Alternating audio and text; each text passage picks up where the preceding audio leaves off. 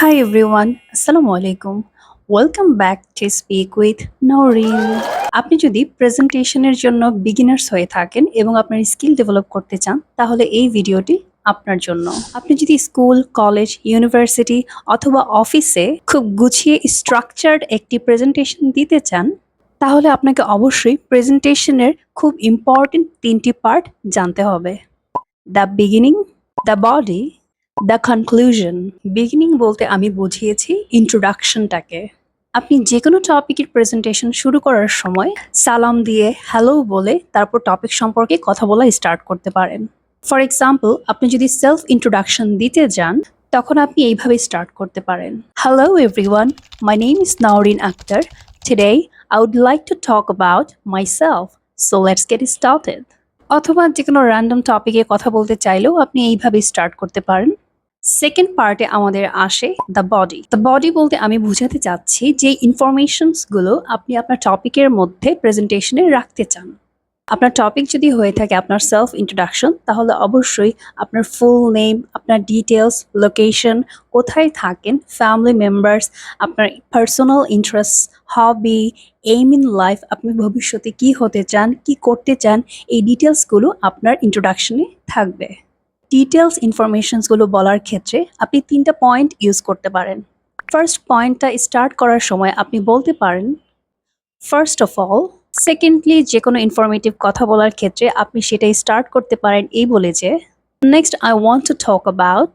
And thirdly, আপনি আরও additional কিছু ইনফরমেশন দিতে চাইলে এভাবে শুরু করতে পারেন। In addition I want to say that. আপনি এইভাবে আপনার ইন্ট্রোডাকশনের ইনফরমেশনসগুলো গুছিয়ে বলতে পারেন। শুধুমাত্র ইন্ট্রোডাকশনের প্রেজেন্টেশনের ক্ষেত্রেই নয়, যে কোনো টপিকের প্রেজেন্টেশনে আপনি এইভাবে গুছিয়ে কথা বলতে পারেন।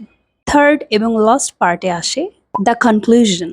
কনক্লুশনে আপনি আপনার প্রেজেন্টেশনের ইতি টানতে পারেন। আপনি যে কোনো প্রেজেন্টেশন শেষ করার ক্ষেত্রে বলতে পারেন that's all about my today's presentation. Next time I will come up with another new presentation. Thank you. এখন আপনাদের প্রশ্ন থাকতে পারে যে প্রেজেন্টেশনের টপিকসগুলো গুছিয়ে বলার প্র্যাকটিস আমরা কিভাবে করব। আপনি যদি বাসায় বসেই আপনার প্রেজেন্টেশন স্কিল ডেভেলপ করতে চান তাহলে ইজি ইংলিশ এনভায়রনমেন্ট এই বইটি থেকে হেল্প নিতে পারেন। এই বইটিতে রয়েছে যে কোনো প্রেজেন্টেশনের স্টার্টিং এবং এন্ডিং কিভাবে করতে হয়। For example, easy English environment এই বইটির 21 নম্বর পেজে গেলে আপনারা পেয়ে যাচ্ছেন একটি খুব সুন্দর বিগিনার ফ্রেন্ডলি প্রেজেন্টেশন ফরম্যাট। এছাড়াও 117 নম্বর পেজও আপনারা পেয়ে যাচ্ছেন একটু অ্যাডভান্স লেভেলের প্রেজেন্টেশন ফরম্যাট। এই ফরম্যাটগুলো দিয়েও আপনারা প্রফেশনালি প্রেজেন্টেশন দিতে পারেন। এছাড়াও এই বইটিতে র্যান্ডম কিছু টপিকস রয়েছে, যে টপিকগুলোর ডিটেলস পড়ে আপনারা প্রেজেন্টেশন দেওয়ার প্র্যাকটিসও করতে পারেন। মনে রাখবেন, যে কোনো প্রেজেন্টেশনে ভালো পারফর্ম করতে হলে আপনাকে অবশ্যই কনফিডেন্ট হতে হবে।